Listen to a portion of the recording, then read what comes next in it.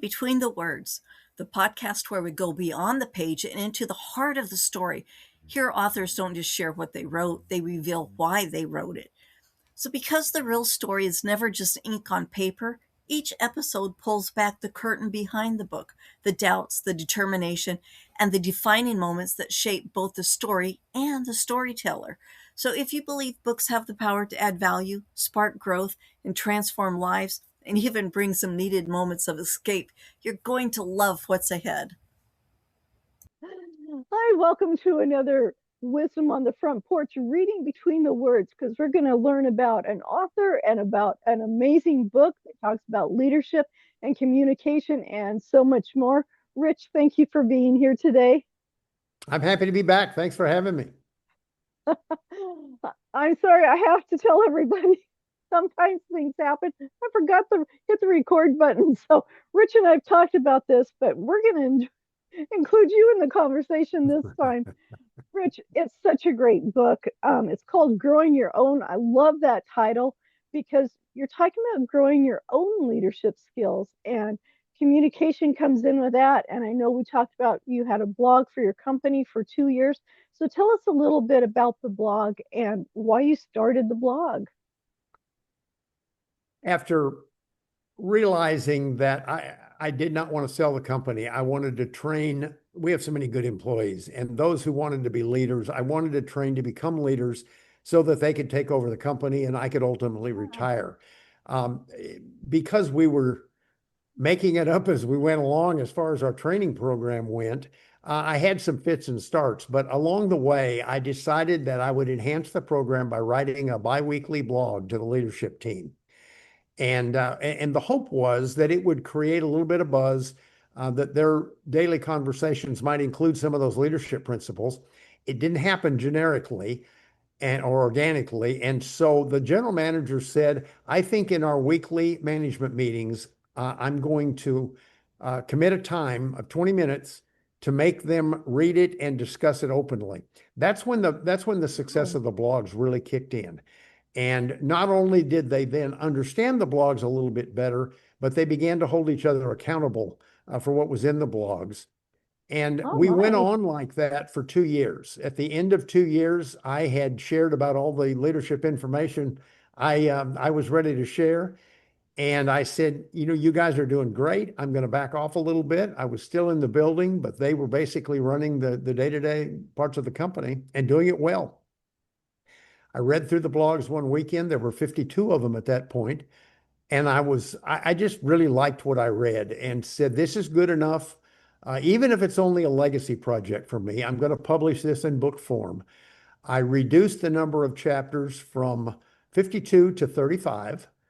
And because they were written as blogs, the chapters are about 2.5 pages apiece. It's a short book, about 130 pages. And I published it. I'm in the process. I've retired since from daily activities. So now I'm marketing the book. And I didn't sit down to become an author, but I kind of became an author by accident. And I'm really proud of the final result. Oh, that's awesome. I know this isn't wisdom on the front porch for entrepreneurs per se, but you said something that really caught my attention is that you had all these blogs and nothing was happening. Had you ever thought about, oh, this didn't work, I'm going to get rid of the blogs and I'll have to figure something else out? From a selfish standpoint, I'm kind of a natural writer. I was enjoying writing the blogs. That was just kind of a fun part of my week, was to sit down and think what I was going to come up with next. So it would have taken quite a failure for me to pass on it. I'm one, I guess my entrepreneurial nature says, let's fix this. And so in talking to the general manager, it was his idea, not mine. And it was just a great idea, and it unlocked the potential. One of the things I talk about in the book is that you have to have intellectual curiosity in order to unlock your potential. Okay. And what I found was people who are not actively pursuing leadership probably don't have a lot of intellectual curiosity. In my case, I was managing primarily blue collar employees.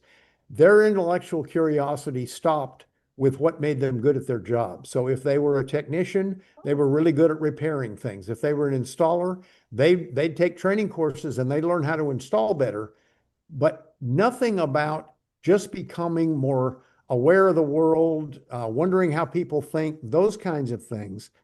And I was introduced to intellectual curiosity very early in my career, and thank goodness I was, because 52 years later, I still read or listen to audiobooks or podcasts about an hour and a half every day. And the breadth of knowledge that you gain is just so beneficial to people who want to lead, because you understand the world, you understand what makes people tick, why they do the things they do, why they think the way they think. And so that intellectual curiosity piece is missing in most non-leaders, and a lot of leaders too, but most non-leaders. Wow, that's interesting. And I'm just thinking, boy, I should get a hold of you every week and say, what are you reading or listening to today? I will tell you my style is, in order to read a breadth of topics, if I read a book on customer service this week, then I commit to reading 4 books on other subjects before I can return to customer service. And that just Great forces me, idea. at my age, you got to be interested in longevity. And so I read some on longevity and health and fitness and those kinds of things. But I read everything that looks good to me. And if a book is recommended to me, I'm going to read it. At least I'm going to start it. That's awesome. Oh, I like that. So, when you had this book published, did it go back to your employees, who are now running the company? Do they use the book? They do, and as I said, I really started as a legacy project. So I gave them out to all the employees that wanted one. Didn't force them on anybody. They use the book as a desktop reference, because that's really the way it's written. You can say, "Gosh, chapter 14 is about procrastination. I'm going to reread chapter 14 because I need a quick refresher on that." And it's got an interesting anecdote in chapter 14 about procrastination. So it's not something that you need to read the entire book over and over again. I've been told that it's a little difficult to read start to finish. I don't necessarily agree with that, but it wasn't written to be read start to finish. It was written to be read one chapter at a time. And it doesn't matter to me how you read it, as long as you read it. That sounds like a really good book club book. You take one chapter, you read it, you implement it, see how it works that week, come back and talk it over, and then go to the next chapter the next week and read it and take notes on it. That sounds like one of those really great books for I like new that idea. people. Obviously, I'd love to hear that somebody took you up on that. Awesome. That's good. So, we talked earlier about you had a course that goes with the book, Correct. and you actually had. I'm going to assume this came from what you did with your own employees, that you took them through a course, and you had, was it 8 that started and 6 completed? That's correct. We had 8 people that started, and one decided he just wasn't up to the leadership accountability level, and the other one just struggled with the concepts and just wasn't able to adopt them. But 75% success rate in a training course, from what I've been told, is pretty good. Yes, Yeah. there is a follow-on course now that I conduct, and I do it personally because I don't think I can do it effectively remotely. The course begins with a meet and greet where I get to know, in a casual setting, everyone who's going to take the course, and I try to do 10 at a time or less. Once I know the people that I'm going to be teaching, I can tailor my approach to them, to their Okay. specific needs. And each one of us comes with a cap on our abilities, whether it's in leadership or music or off, writing, whatever it is. I like to identify what that ceiling is for the people I'm talking about, and then work with them specifically on removing that ceiling. But then there are 3 modules, 2 hours each, which I teach. The book contains 6 broad areas, and I deal with 2 of those broad areas in those 2-hour sessions. And I conduct that over a 2-day period. And I think it's been well received. As I said, at this point, I'm not interested in doing it remotely. So I love the personal interaction of dealing with people who want to be leaders. That's kind of my wheelhouse. And so at this point, that's the way that we're doing that. That sounds really great. And and you talked about the ceiling, about the cap. And I know that John Maxwell talks about the cap, that this is as far as we can reach. We can't reach anymore until we find out why that cap is there. Mhm. What is that ceiling? What is stopping us? Is it something we've heard all of our lives? We're not good enough. We're never going to learn. We should only be followers, not leaders. It's never been interesting to us because it looks like it's really too difficult to do. Um, but what's your opinion on the ceiling and the cap? Well, everybody has them, starting with me. So you can pretend that you don't, you can pretend that other people don't, but you're not going to get very far if you don't attack. It's in the book, there's a chapter on treating symptoms rather than diseases. Right. That's basically the disease. And the only way you're going to cure something is to get at the disease. You don't treat the symptoms, you don't look for the excuses, you look for the reasons behind things happening. So I'm a believer. I have found it really successful that when you can identify, along with the employee's input, when you can agree that this is the ceiling, and more often than not, with blue collar employees, they just have never seen themselves as leaders, so they never thought about it. Yeah. And gosh, when you see that light bulb go off and they realize that they can actually become a leader, it not only does it make them a better employee and a new leader, it makes them a better parent. It makes them a better friend. The success stories that we have as a result of this course are just really fun to recount. Oh, that's phenomenal. And I love your saying that. I'm going to include this part. Tell us what your son said when he read your book or was halfway through your book. So as I gave the original copies out to friends and family and employees, my son called me when he was halfway through the book and said, "Dad, this is about life. This isn't just about business." And that was one of the best compliments I got. I love that, and I actually think he's right. I say in the book, it is uncanny how similar running a small company is to parenting children. The Oh, yes. principles in so many cases are the same, from communication to accountability. It's just they go hand in hand. And I guarantee you, as I learned to become a better leader, I became a better parent along the way. Oh, that's awesome. And you talking about that. I mean, as authors, we talk about birthing our book. Hey, now you've birthed your book. I didn't even know that term until I wrote my first few books. And I was actually in a clubhouse meeting and with some other authors. And it's like, okay, now you've birthed the book. Now you have to raise it up. And we do that with our business. We've got an ideas. We go like that with lots of things that we're doing. Once you've gotten over that initial, now you have to raise it. You have to make awareness. You have to Mhm. continue to, let other people know. And it's real important to do that. So that's exciting that this book does more than just go for businesses, but leaders in any aspect of life. Parents, your leaders, grandparents, your leaders, aunts and uncles, your leaders, because those nieces and nephews are looking at your life and watching Mhm. what's going on. Mhm. So, what are some other compliments or other things that people have said about your book? I guess my next favorite comment came early on from someone who read it and fortunately posted on a Google review and said, reading each chapter is like having a mentor with you in the room who wants you to succeed. And that's, if I could encapsulate why I did what I did, that would be the sentence that did it. I'm very proud of that one. I hope other people see it as that because that's really what it is. It's a 2.5 page mentorship, 35 times repeated. That's excellent. So, so one more. I know you've got another one that you love. I do. I like the comment from entrepreneurs tend to run in groups, and so a number of my friends are entrepreneurs or retired entrepreneurs, and I've received the same comment from several of them. I don't think I learned anything new, but I was reminded of the things I'm no longer doing that I used to do that made me successful. And so thanks for the reminder. And yeah, I've heard Yeah. that repeatedly. And that's true because we get so busy in what we're doing. Even as parents, we get busy being parents. We forget to,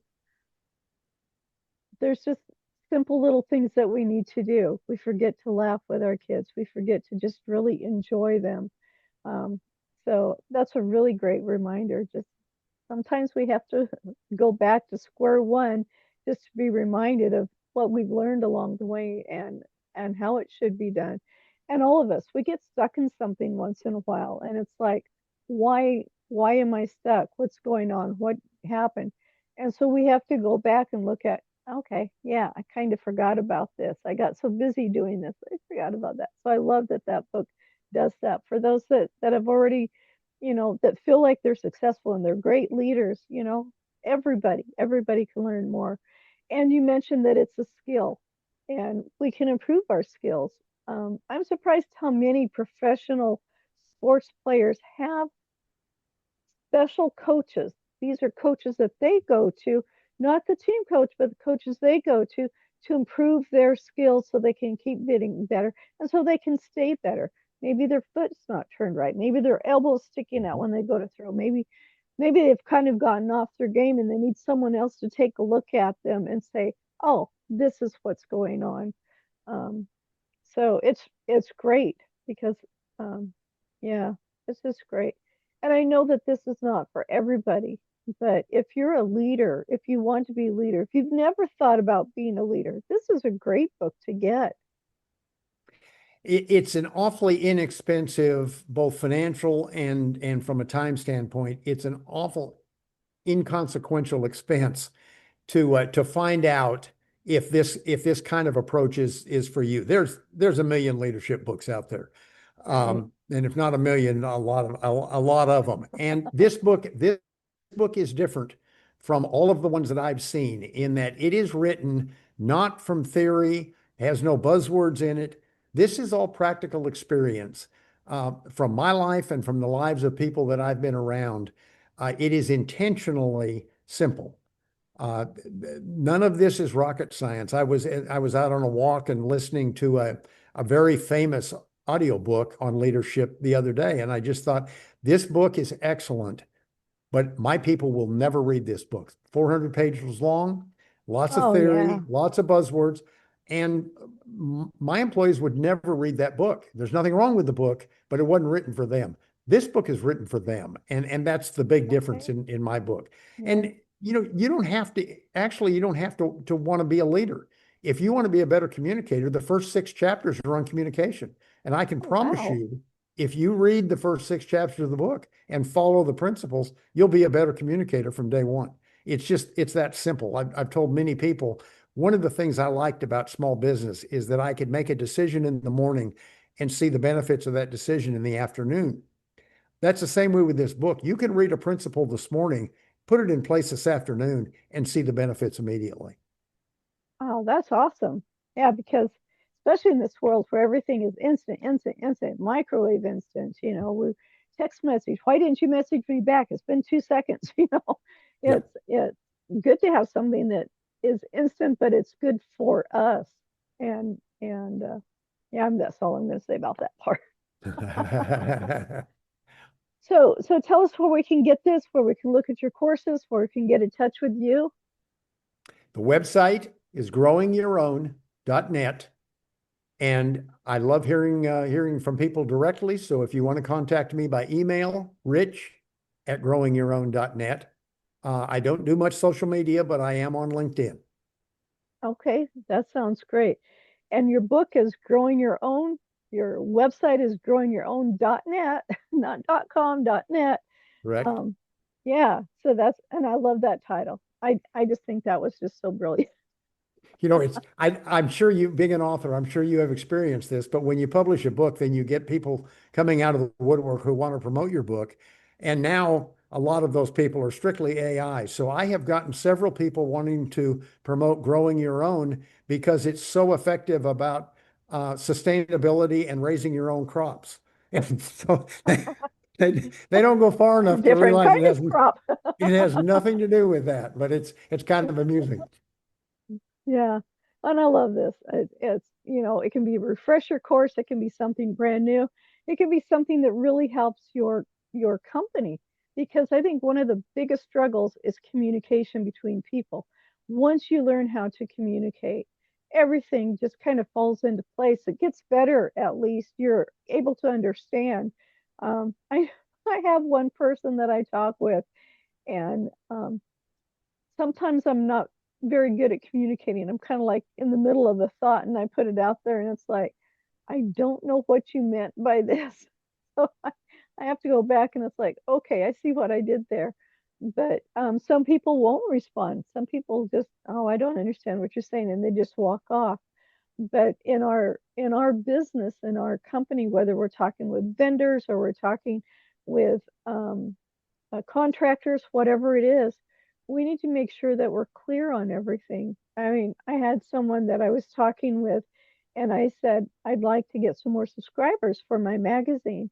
Well, they're thinking subscribers that they want, more people on YouTube, because you subscribe to YouTube, or on one of my social medias because they subscribe to you. And it's like, well, that was really great. I appreciate, the boost there, but that isn't what I was talking about. So it's like we had to, communicate, what does that word mean to you and what does the other word mean to you? And that you had that many chapters in the very beginning of the book about communication. That just shows how important it is. As a leader, your job is to influence people. And if you can communicate, you have a much greater chance of having people follow you. Absolutely. Well, Rich, thank you so much for being here. Thank you, our audience, for being here on the Front Porch, reading between the words with us. Look at Rich's website, growingyourown.net. I hope today's conversation on reading between the words gave you a glimpse into the heart behind the book and sparked something new for your life or business. Thank you, my Front Porch friends and neighbors, for pulling up a chair with me and my guest today on Wisdom on the Front Porch. Now, if you've got value from this conversation, would you do me a favor? Leave a quick review, then share it with someone you know who could use some inspiration. It helps more friends find their seat on the porch. And hey, make sure you're subscribed so you never miss what's next. Until then, keep the porch light on for new wisdom every time you show up. Your seat's always here for you on the porch.